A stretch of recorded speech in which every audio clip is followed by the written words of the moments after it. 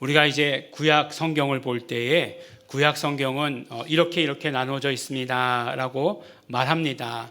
모세오경이라고 이야기하고 그 다음에 역사서, 시가서, 그 다음에 선지서 등으로 이렇게 나누어졌다라고 말합니다.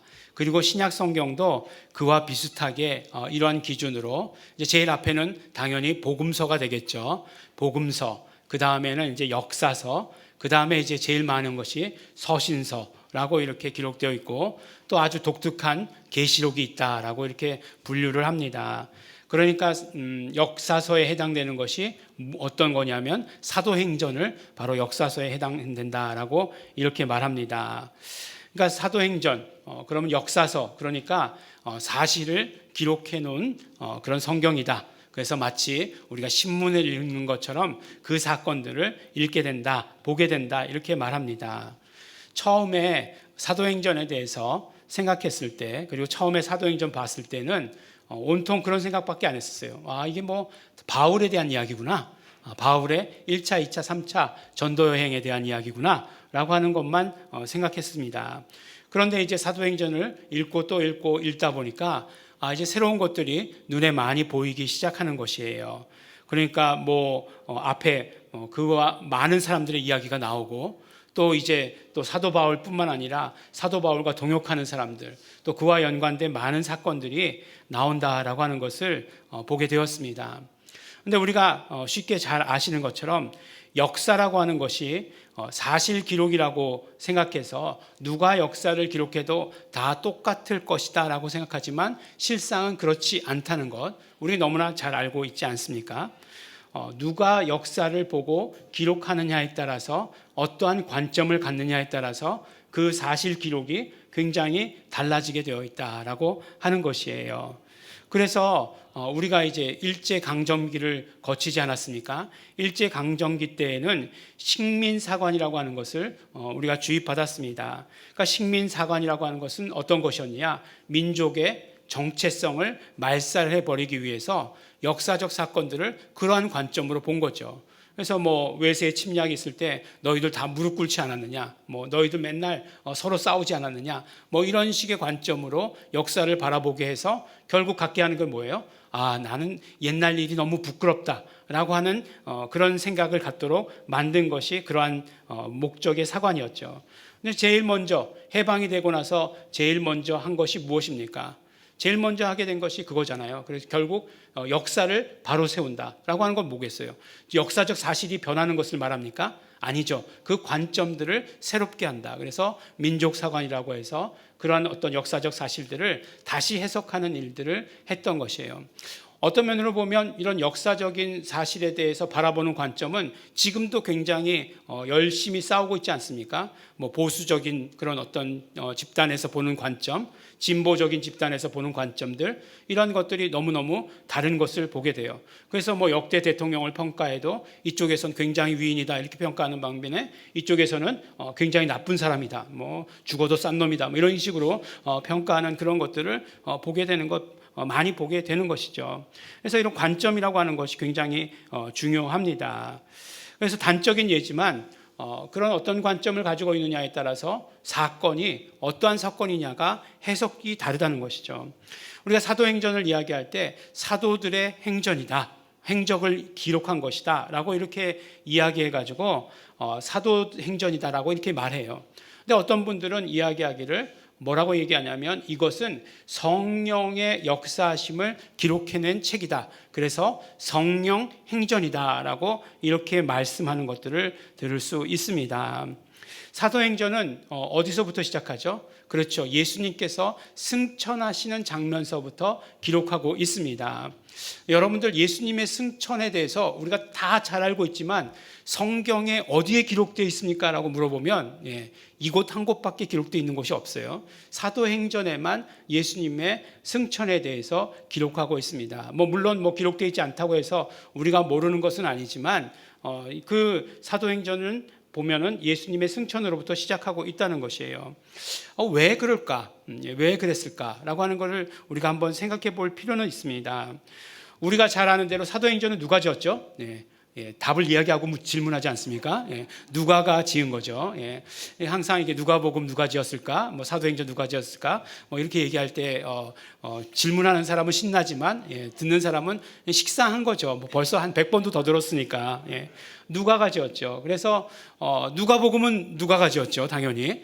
그래서 이렇게 그 사도행전 누가복음을 합해서 한 책으로 생각하면 그것을 뭐라고 얘기하냐면 누가 행전이다라고 이렇게 이야기하기도 합니다. 그러면 우리가 이제 그 책이 누가가 지은 책이 한 책이다라고 이렇게 생각하고 한번 생각을 해보기 바라겠습니다. 무슨 말이냐면 이제 그 책 가운데 가장 중심에 있는 사건이 뭐냐면 그것을 바라봤더니 예수님의 승천에 대해서 기록했다라고 하는 것이에요. 그러니까 예수님의 승천을 가장 중심에 두고 기록했다고 하는 것이 어떤 의미일까? 그러니까 예수님의 승천이 어떤 면으로 이야기하면 가장 중요한 어떤 분기점이 된다라고 하는 것을 말하고 싶었던 것이겠죠. 그래서 그 분기점을 중심으로 해서 그 앞의 사건들은 뭐예요? 예수님에 대한 이야기를, 예수님에 대한 사건을 기록해 놓고 그 분기점을 시작으로 해서 그 뒤의 사건들은 뭐예요? 성령님의 하신 일들을 기록해 놓은 거죠. 그래서 성령님의 사건으로 된 것을 보게 되는 거죠. 사도행전 1장 8절이 그 분기점을 정확하게 말씀해 주시고 계시는데 어떤 말씀이죠? 오직 성령이 너희에게 임하시면 너희가 권능을 받고 예루살렘과 온 유대와 사마리아와 땅 끝까지 이르러서 내 증인이 되리라 라고 이렇게 말씀하지 않습니까? 그러니까 분기점이 되는 말씀이 뭐냐면 성령께서 임하신다 라고 하는 그런 말씀이에요. 그러니까 성령께서 임하시면 어떻게 된다고? 우리가 뭘 받는다고요? 권능을 받는다라고 이렇게 얘기하고 있죠. 권능, 어떤 권능이죠? 두나미스, 권능을 받게 되는 것이고, 그러면 예루살렘과 점점점 범위가 커지는 거죠. 온 유대와 그 다음에 사마리아 땅과 그 다음에 온 세계로 더불어서 내 증인이 된다라고 이렇게 말씀해 주시는 거예요. 그래서 사도행전을 우리가 잘 읽어보면 그러한 구도로 기록되어 있는 것을 우리가 보게 돼요. 처음에 그 복음이 전해진 곳이 어디였습니까? 예루살렘이었죠. 예루살렘을 중심으로 복음이 전해졌어요. 성령님께서 임하시자 예루살렘에 모여있던 사람들이 예수님을 영접하고 3,000명이 돌아와서 회개하고 5,000명이 돌아와서 회개하기 시작했다는 거예요. 그런데 이렇게 사람들이 많이 늘어나니까 어떻게 되었습니까? 그거를 싫어하는 사람들이 있었죠. 그래서 예루살렘에서 예수 이름을 부르는 사람들, 예수 믿는 사람들을 핍박하기 시작합니다. 그러니까 핍박하니까 어떻게 돼요? 사도들, 제자들이 이제 밖으로 나가기 시작하는 거죠. 예루살렘과 온 유대에 퍼졌던 그 복음이 이제는 그 핍박으로 말미암아 퍼져나가게 되는 거죠. 그것을 사도행전에서는 어느 지역을 제일 먼저 기록하고 있습니까? 7장에 스데반의 순교가 나오고 8장에 빌립의 사역이 나오는데 빌립이 제일 먼저 간 곳이 어디죠? 사마리아로 가는 거죠. 사마리아 땅으로 가는 것을 기록하고 있습니다. 그래서 사마리아 땅으로 가서 복음 전하고 그 다음에 침례주고 그 다음에 그곳에 다시 베드로와 요한이 와서 그들에게 성령으로 성령 영접할 수 있도록 성령 임하심을 경험할 수 있게 하는 그런 모든 것들을 우리가 보게 되는 것이죠. 그 다음에 어떻게 됩니까? 그 다음에 이제 안디옥 교회가 세워지게 되는 것이고 안디옥 교회가 세워짐으로 말미암아 안디옥 교회에게서 파송하죠. 누굴 파송합니까? 바울과 바나바를 파송하잖아요. 그래서 전 세계로 복음이 흩어지는 퍼져나가는 것을 기록하고 있는 것이에요. 이러한 어떤 구도를 정확하게 지키고 있는 것을 우리가 보게 되는 것입니다. 그러니까 사도행전 1장 8절이 그 분기점처럼 말씀하고 있고 그 다음의 이야기를 그 선포를 미리 해놓는 거죠. 근데 그 선포는 무엇에 대한 이야기냐? 바로 성령님에 대한 이야기다. 성령님께서 하시는 일을 기록한 것이다. 그리고 성령님께서 하시는 일에 대해서 사람들이 어떻게 도구로 쓰임 받았는가를 기록한 것이다 라고 하는 것을 말씀해 주시는 것이죠. 그래서 우리가 정말 그 사도행전을 성령행전으로 바라보면 훨씬 더 큰 그런 어떤 것들을 바라볼 수 있게 되는 거죠. 그러니까 뭐 사도행전, 사도들의 그런 어떤 행적을 따라가도 우리가 그것이 틀린 것은 아니지만 그러나 성령님의 역사하심을 따라가다 보니까 훨씬 더 풍성하게, 훨씬 더 입체적으로 하나님의 하시는 일들을 발견할 수 있고 보게 된다. 그 의미가 무엇인지를 깨닫게 된다. 이렇게 말씀하는 것이에요. 뭐 조금 전에 말씀드렸던 것처럼 뭐 민족사관, 그 다음에 뭐 무슨 식민사관, 이건 완전히 대치되는 거죠. 그렇지만 그렇다고 해가지고 우리가 사도행전이라고 말했다고 해서 틀린 것이고, 그 다음에 성령행전이라고 말했다고 해서 뭐 그것이 좀 부족하다, 이렇게 얘기하는 것은 결코 아니다라고 말씀드리는 것이에요. 그런데 이 사도행전을 볼 수 있는 또 다른 관점이 하나가 있는데, 그것이 무엇이냐면 바로 예수 이름으로 이루어진 일들을 기록하고 있다라고 하는 것이에요. 무엇보다도 사도행전은 예수 이름의 역사에 대해서 모든 것이 다 예수 이름으로라고 이렇게 말씀하고 있지 않습니까? 정말 성령이 임하시자 주의 이름, 예수 이름을 부르는 자는 구원받을 것이다 라고 하는 그 베드로의 선포서부터 시작해서 그 다음에 3장, 4장, 5장이 모두가 다 예수 이름에 대해서 이야기하고 있고, 그 다음에 그 모든 누구죠? 빌립이 전했던 복음도 하나님 나라와 예수 이름에 관한 복음이다 라고 이렇게 말씀하고 있고, 그 다음에 사도 바울을 세운 것도 예수 이름을 전할 자로 세웠다라고 말씀하고 있고, 그 다음에 계속해서 그러한 일들이 이루어지는 것을 우리 보게 된다는 것이죠. 그래서 우리가 예수 이름 행전이다 라고 이렇게 보게 되면 또 다른 새로운 것들을 우리가 볼 수 있고, 더 폭넓게 그리고 더 큰 의미를 우리 부여받는 것을 우리가 보게 된다라고 하는 것입니다. 우리가 계속해서 우리 주제를 가지고 말씀을 나누는 것이 있는데, 그것이 무엇이냐면 바로 권위와 권능에 대해서, 그 단어를 가지고, 그 주제를 가지고 우리가 말씀을 나누고 있습니다. 이 권능이라고 얘기할 때는 우리 헬라어로 두나미스다라고 얘기하고, 권위다 그러면 이제 엑수시아다라고 이렇게 뭔가 이야기를 합니다. 근데 오늘 말씀 제목을 보면, 오늘 말씀 우리 그 주보의 제목을 보면 무슨 권능 무슨 이름이라고 말씀 제목을 이렇게 정했습니다. 근데 우리가 성경을 읽을 때에 우리 성경에 그렇게 되어 있는가? 그렇지 않아요. 우리가 함께 읽었는데 4장 7절 말씀을 보니까 너희가 무슨 권세와 네 이름으로 이 일을 행하였느냐 라고 이렇게 질문하고 있어요. 그러니까 무슨 권세로 이 일을 행하느냐라고 이렇게 질문하고 있어요. 근데 처음에 이 권위와 권능에 대해서 말씀드릴 때, 그러니까 우리 성경이 두나미스와 엑수시아를 구분하지 않았다, 잘 구분하지 않았다라고 이렇게 말씀드리지 않았습니까? 엑수시아를 권세라고 번역한 부분도 있고, 그 다음에 두나미스를 권세라고 번역한 그 성경 구절도 있다는 거예요. 우리 지난주에 권세라고 얘기할 때 하나님의 자녀가 되는 권세라고 이렇게 얘기했는데, 거기에서는 엑수시아예요, 분명히. 그래서 하나님의 자녀가 되는 권위, 뭐 이렇게 말씀하는 게 옳다, 이렇게 말씀드렸어요. 근데 오늘은 분명히 뭐라고 얘기하냐면 무슨 권세라고 얘기할 때 무슨 두나미스예요. 그러니까 뭐라고 얘기할 수 있냐면 무슨 권능, 우리가 이제 구분해서 이해하자면 그렇게 이야기하는 게 좋다는 것이에요. 그리고 무슨 권능과 무슨 이름으로 라고 하는 것, 이렇게 번역하는 것이 오히려 옳다, 맞는다라고 이렇게 얘기하는 것이에요. 그러면 이제 한 3주, 4주째인가요? 여러분들 그렇게 물을 수 있을 것 같아요. 아니 뭐 권능하고 권위하고 같은 거 아니야? 예. 뭘 꼭 그렇게 구분해야 돼? 예. 성경도 헷갈리고 있는데 우리는 뭐 그렇게 구분해서 봐야 되는 거야? 뭐 이렇게 질문할 수 있을 것 같아요. 그래요. 예. 예수님께서 병을 치료하셨다. 예수님께서 귀신을 내쫓으셨다. 예수님의 권위로 하신 거냐? 예수님의 권능으로 하신 거냐? 예. 이렇게 만약에 질문한다고 하면 예수님의 권위로도 귀신은 당연히 나가겠죠. 예. 그 다음에 예수님의 권능으로도 당연히 귀신은 쫓겨 나갈 것이에요. 아니 그렇다면 뭘 그렇게 구분해? 그냥 그게 그거고 그걸 그냥 한 단어처럼 말하면 되지 않겠어? 라고 이렇게 혹시 물어보실 수도 있을 것 같아요.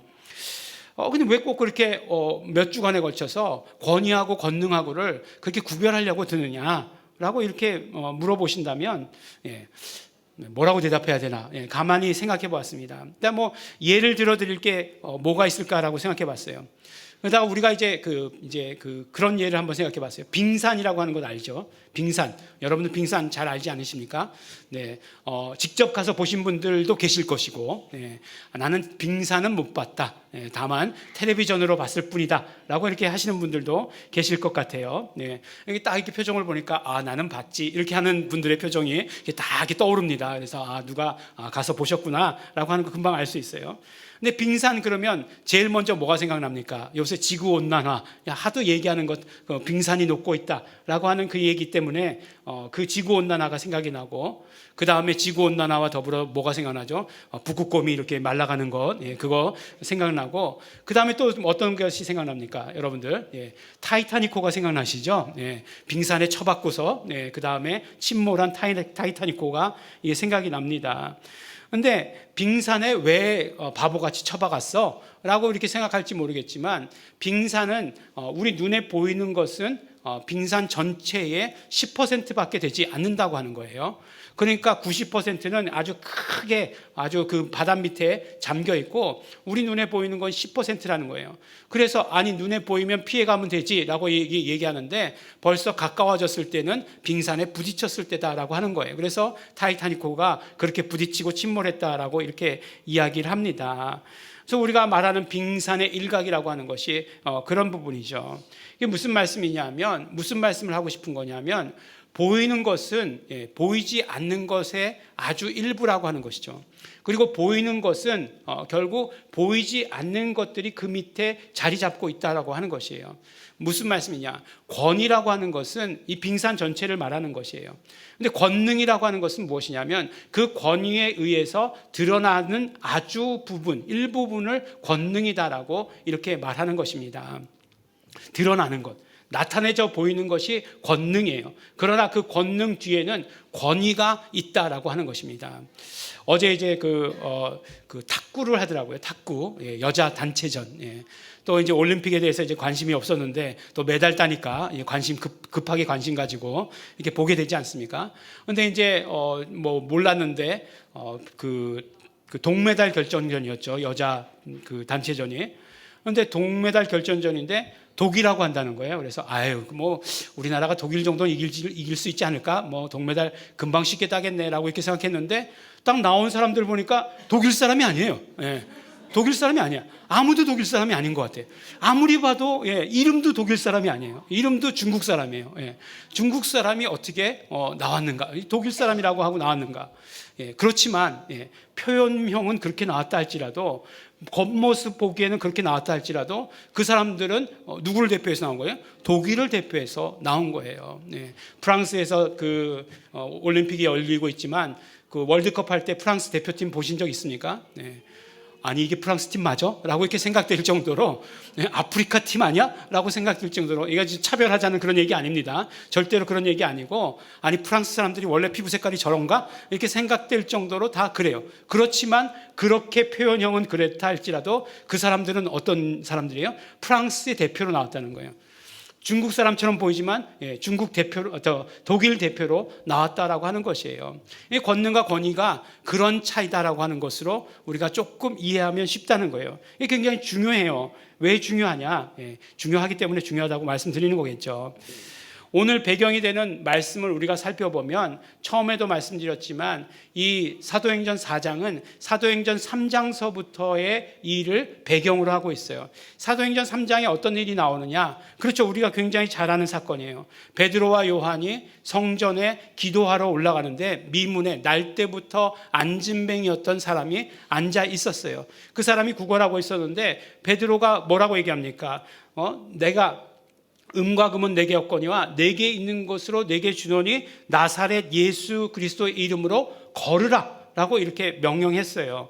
그러니까 어떻게 됩니까? 그 사람이 벌떡 일어났어요. 단순히 일어난 것만이 아니에요. 한 번도 걸어본 적이 없는 사람이 일어나서 뛰어서 서서 걸으며 하나님을 찬미했다라고 이렇게 말씀하고 있습니다. 굉장히 놀랍지 않습니까? 사실 뭐 아직 나이가 그렇게 많지는 않지만 요새는 어디 앉았다가 일어나면 소리가 나요. 아이고 이고 하는 소리가 나요. 죄송합니다. 네, 죄송합니다. 예. 죄송하지만 어쩔 수 없이 뭐 50이 넘고 그러니까 뭐 그런 소리가 아주 자연스러워요. 그 다음에 뭐 만약에 책상다리라도 하고 앉았다가 일어난다 그럼 한참 걸려야 돼요. 막 일어나다가 막 그 다리도 저리고 쥐도 나고 막 그러는 거예요. 그런데 한 번도 걸어본 사람, 적이 없는 사람이 일어나서 걷는데 서서 걸으면서 뛰었다라고 하는 사실 자체가 얼마나 놀라운 일인가 하는 것이에요. 안진뱅이가 일어났다라고 하는 사실도 놀라운 사실이죠. 그러나 그 한 가지 한 가지들이 다 놀라운 일이고 그가 하나님을 찬미했다라고 이렇게 말씀하고 있어요. 그러니까 어떻게 됩니까? 이런 놀라운 일들이 일어나니까 사람들이 확 몰려들었어요. 베드로와 요한에게 사람들이 확 몰려들었습니다. 그러니까 베드로가 뭐라고 얘기해요? 베드로가 이것을 보고 백성에게 말하되 이스라엘 사람들아 왜 이 일을 기이 여기느냐? 우리 개인의 권능과 경건으로 이 사람을 걷게 한 것처럼 왜 우리를 주목하느냐?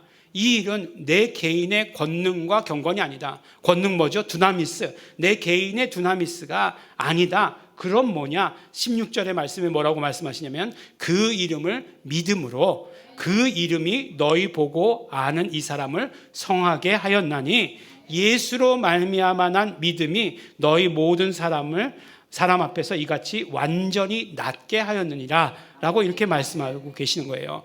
뭐라고? 예수 이름을 믿음으로 그 이름이 성하게 하였다라고 이렇게 말씀해 주고 계세요. 지난주에 또 우리 국어 문법에 대해서 말씀 나누지 않았습니까? 뒤에 뭐가요? 은는 이 가가 붙으면, 이 주격조사가 붙으면 그 말은 뭐가 된다고요? 주어가 된다 이렇게 말씀드렸잖아요. 근데 뭐가 붙었으면 그 이름 은는 의 가 중에 4개 중에 하나가 붙었잖아요. 그러니까 이게 뭐라고요? 주어가 된다는 거예요.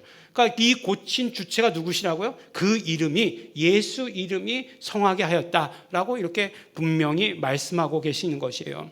근데 예수님은 어떤 예수님이시기에 그 이름이 이렇게 치료하는가를 베드로가 이야기하고 있는데 그 예수님은 바로 생명의 주시다라고 이렇게 얘기하는 거예요. 근데 이 생명의 주라고 얘기할 때 우리가 여러 번 말씀 가운데 나눈 적이 있어요. 생명의 주라고 번역하는 것도 좋지만 생명의 창시자시다 이렇게 번역하면 우리가 훨씬 더 쉽게 아주 직접적으로 알아들을 수 있다. 구원의 창시자시다 이렇게 얘기하면 우리가 쉽게 알아들을 수 있다. 우리 말씀 가운데 몇 번 나눴어요. 그러니까 예수님이 생명의 주라고 하는 것은 무엇이냐? 예수님은 생명의 창시자시다. 그러니까 생명의 창시자이신 예수님께서 치료하시는 것 너무나 당연하다. 우리를 쳐다볼 것 아무것도 없다. 그 이름을 믿으면 그 이름이 바로 치료하는 것이다. 이렇게 말씀해 주시는 것이에요. 그러니까 사람들 막 몰려들었어요. 사람들 막 몰려드니까 막 그냥 그 베드로가 막 선포하는 거죠. 회개해야 된다. 너희들 먼저 회개해야 된다. 그리고 예수님 믿어야 된다. 이렇게 막 복음을 전하니까 5천 명이 막 그냥 몰려들어 가지고 회개했다는 거예요. 막 3천 명, 5천 명. 우리 교회는 막 그냥 그렇게 전해도 수용도 못해요. 수용도 못해. 그러나 그때 당시 그런 일이 일어났다는 것입니다. 그러니까 어떻게 됩니까? 이제 베드로와 그 제자들을 잡아들였어요. 도저히 용납할 수 없는 거죠. 이 기득권에서 볼 때에는 이 바리새인들, 서기관들 보니까 보니까 도대체 사두개인들이 보니까 용납할 수가 없는 거예요. 막 이렇게 막 부응하는 것, 배 아파서라도 용납할 수가 없는 거예요. 그래서 잡아들였어요. 잡아들였는데 마침 밤이었다는 거예요. 그래서 밤에는 거기다가 잡아서 구류해 두고 그 다음날 아침에 이제 자기네들 모여가지고 업무 시간 전에는 절대로 일하지 않는 그런 대제사장들과 그런 모습을 보여주는 거죠. 아침에 모여가지고 이제 신문하기 시작합니다. 근데 첫 번째 질문이 뭐냐면 첫 번째 질문이 바로 너희가 이 안진뱅이를 고친 것이 무슨 권능? 이게 아주 그 직역해서 말씀드리는 거예요. 성경을 직역해서 말씀드리면 무슨 권능 혹은 무슨 이름으로냐? 라고 이렇게 질문하고 있는 거예요. 무슨 권능 혹은 무슨 이름으로냐? 라고 이렇게 이야기한 거예요. 그 산헤드린 공회에서 제자들에게 이 질문이 주어졌는데 여러분들 이 질문이 어디선가 많이 들어본 질문이다라고 생각되지 않습니까? 이 제자들도 들었을 때 처음 듣는 질문이 아니다라고 이렇게 생각했을지도 모르겠어요. 그렇죠.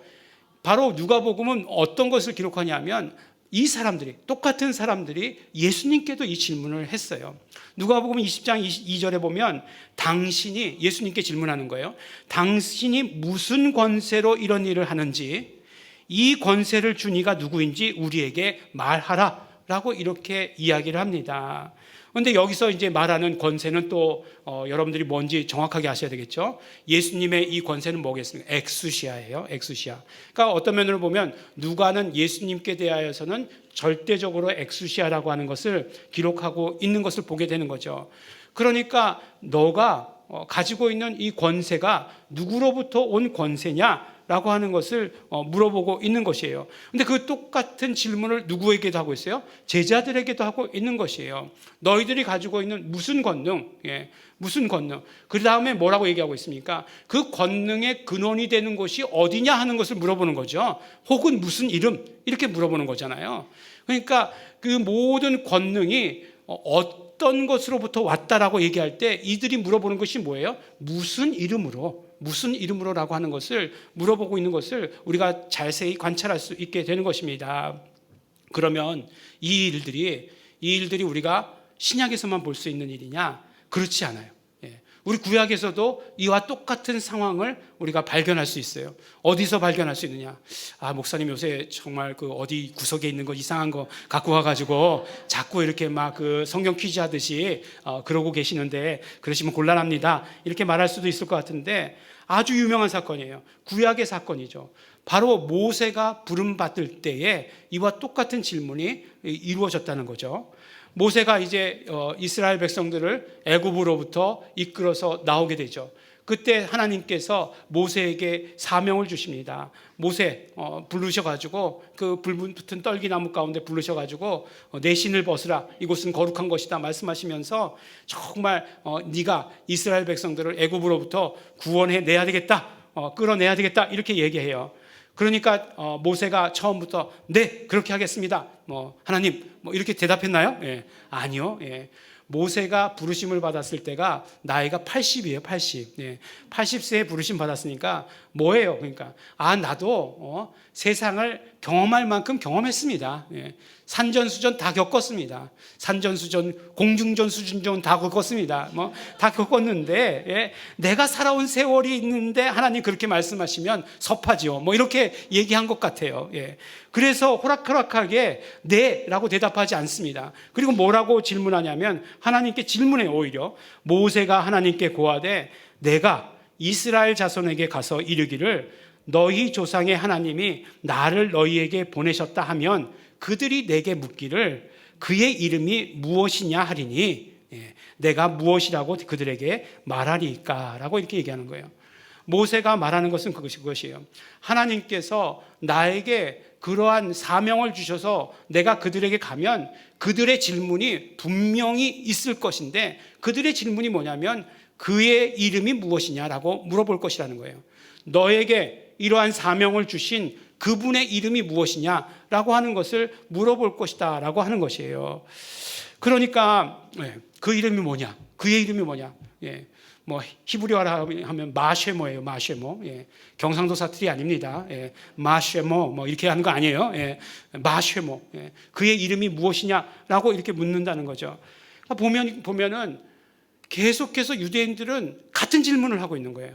이스라엘 사람들은 계속해서 같은 질문을 하고 있는 거예요.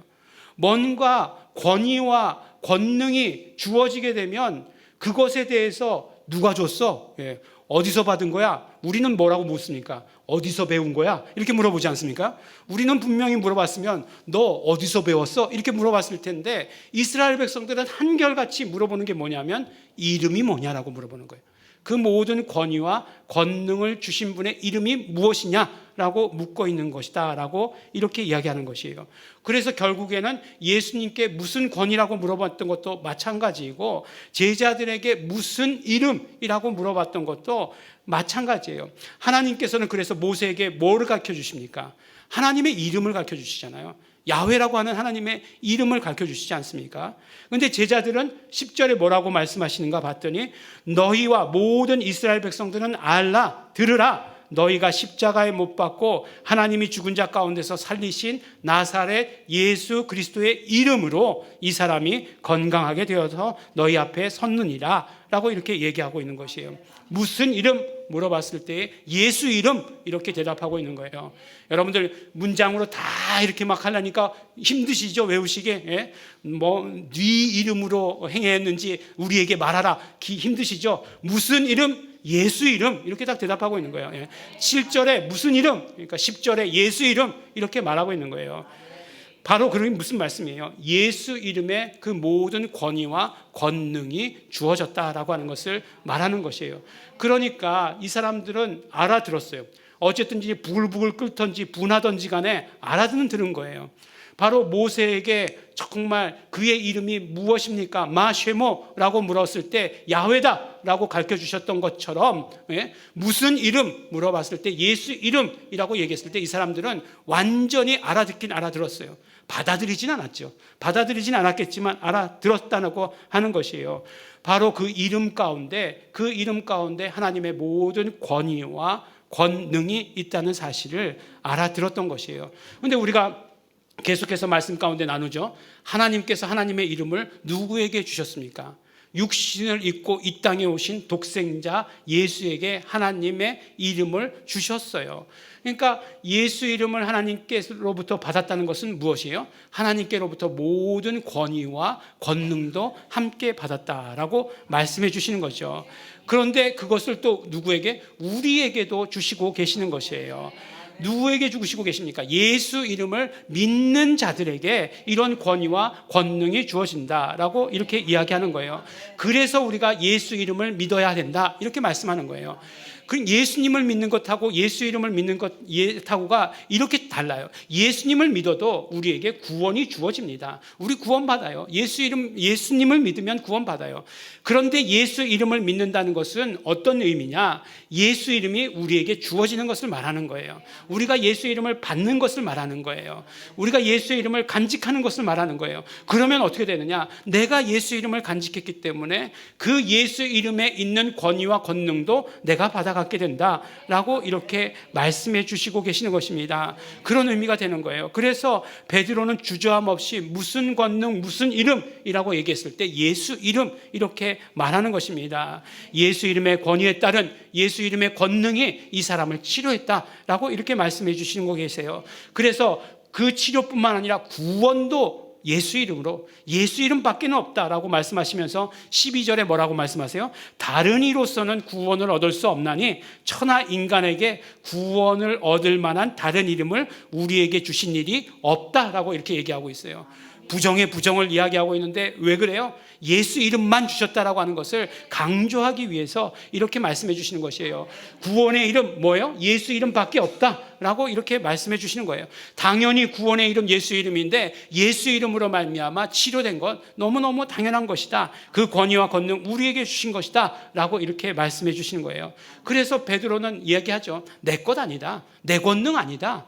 내 권위 아니다. 내게 무슨 권위와 권능이 있어서 그런 일을 행하겠느냐. 예수 이름으로 말미암아 이렇게 되었다라고 말씀해 주시고 선포하고 계시는 것입니다.